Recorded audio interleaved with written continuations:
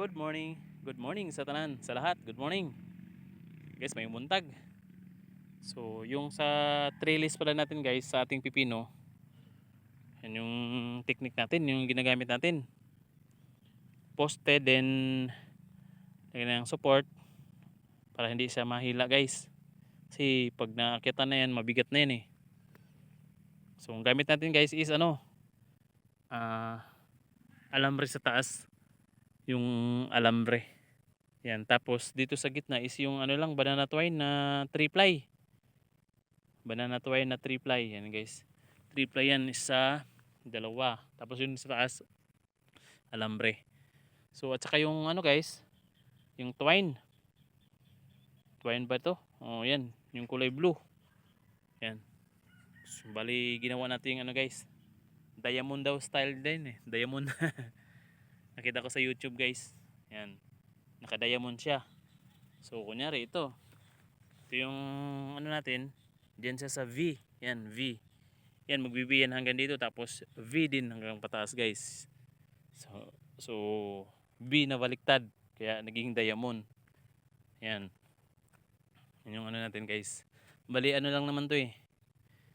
70, mga 200 kapunuan lang to guys na na pipino. So bali sa 2, 3, 4, 5, 6, 7. 7 na row. 7 na row na tag 20 plus hanggang dun ang pero ang saksak ng ng tanim 20 plus. Kaya 200 more than 200 to guys. Yung natin. Yan siya guys oh. Ito yung natin twine. Yan, umakyat na siya. So guys oh, yan nag-corrupute na siya oh. Yan. So yan yung gamit ng trellis natin guys. So ganyan lang guys. Pagkatapos niyan, if kunyari magtanim tayo ng ampalaya, so lagyan lang natin ng rito, yung ganun din, yung ganito din, tawag nito twine. Yan, ganyan para ayan, ganyan lang na natin. Para doon naman yung palay, yung ampalaya at saka or sitaw.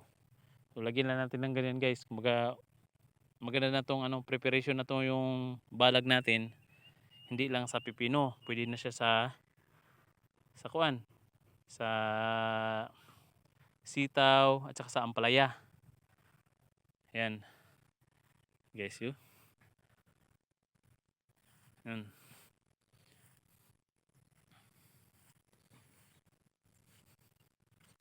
Yung tinatawag nila na diamond shape daw, diamond na pag trellis.